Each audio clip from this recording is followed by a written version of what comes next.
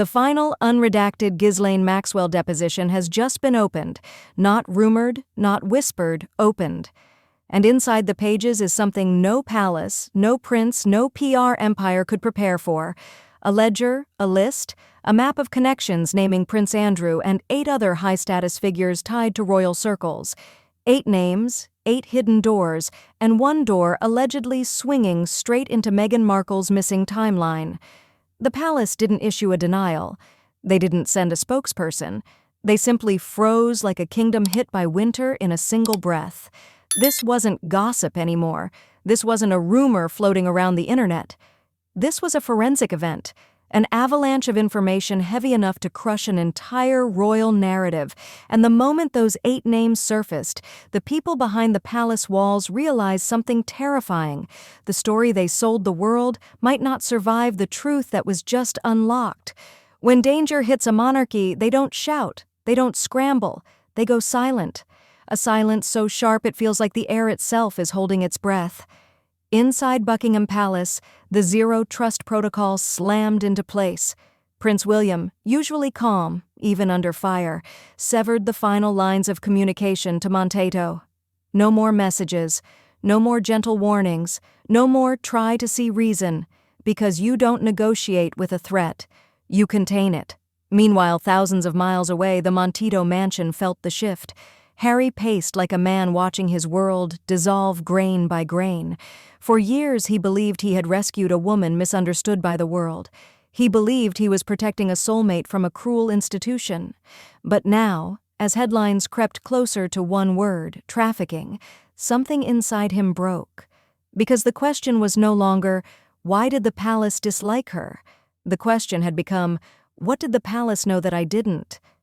In a single morning, the fairy tale cracked, and the panic wasn't coming from Meghan doing another interview. It was coming from the possibility that the royal family had married into something far more dangerous than drama, PR chaos, or family disagreements. They feared they had married into a network. To understand why the palace is shaking, we have to step into the part of the story they never wanted the world to see. The part hidden behind yacht decks, velvet rope clubs, private suites, and first-class flights that didn't match Meghan's paycheck. The 8 royals named in the Maxwell files aren't random aristocrats. They form a cluster, a web of European and Middle Eastern princes, the kind of royalty that floats between Monaco penthouses, Dubai towers, and Mediterranean yachts without ever signing a single government paper. They are rich enough to disappear or reappear at will. They are powerful enough to mingle without headlines. They are the kind of people who never run out of money, only out of secrets. And during Meghan's missing years, the blurry years between 2013 and 2016, her timeline overlapped with the very places this cluster frequented: Istanbul, Phuket, St. Bart's, the French Riviera, the yacht circuits where identities don't matter and privacy laws melt away. The media said she was just a hustling actress. The transcripts world paints something different. A woman appearing in elite spaces she could not afford, wearing jewelry she could not buy, photographed beside people she should not have met. And then there was Soho House, described in the transcript not as a trendy club, but as a processing center, a filtration system where the ambitious met the untouchable, where people were not discovered but selected. Every puzzle piece on this map points toward one conclusion.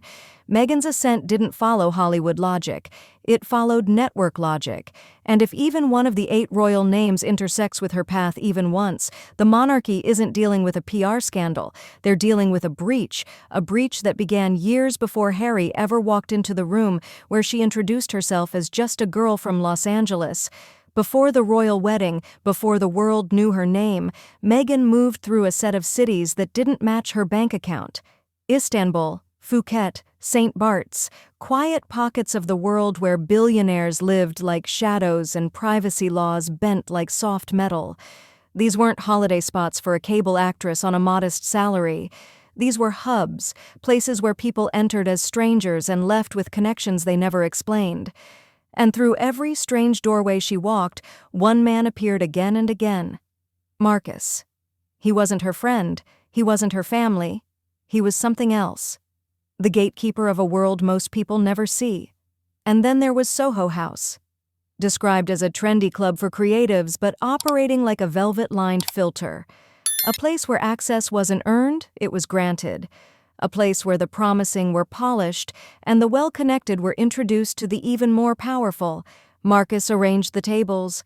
Marcus organized the secret dates. Marcus rode beside her in SUVs long before she sat beside a prince. These weren't coincidences, they were placements. In the missing years, the blurry timeline between 2013 and 2016 suddenly looked less like a wandering adventure and more like preparation. Quiet grooming, careful positioning, a stage set long before Harry ever stepped into the scene. Money can vanish, phones can break, flight records can be adjusted, but some things refuse to disappear, especially the things that glitter. Meghan's lifestyle before royalty didn't add up on paper. Not the suites, not the yachts, not the first-class miles. Someone was footing the bill, and the trail leads toward a strange kind of currency, one that doesn't come from banks, but from jewelers. The showered earrings became the brightest clue. A pair so rare, so expensive, they practically glow with their own story. They appeared, vanished, and reappeared at moments that never aligned with the official explanation. At first they were borrowed, then gifted. Then the story changed again. Why? Because diamonds don't lie. Their origins cling to them like fingerprints.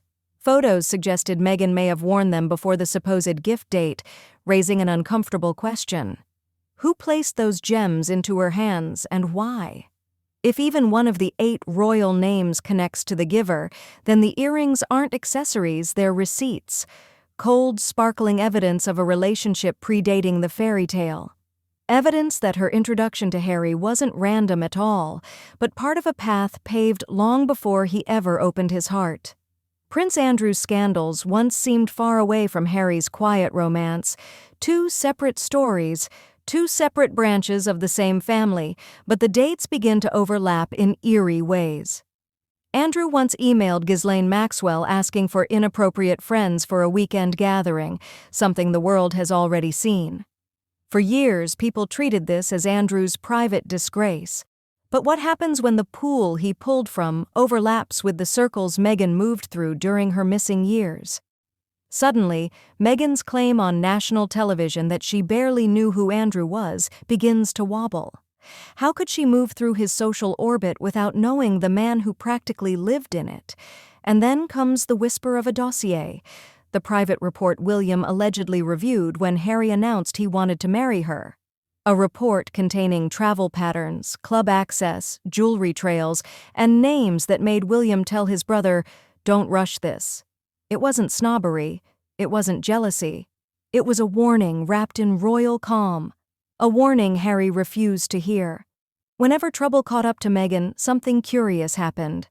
A blurry photo of Archie, a headline about Lyot's title, a family moment released at the perfect time. The children were always shields, small flashes of innocence used to redirect lightning, but now the storm is different. Because this isn't about public opinion anymore, it's about the line of success.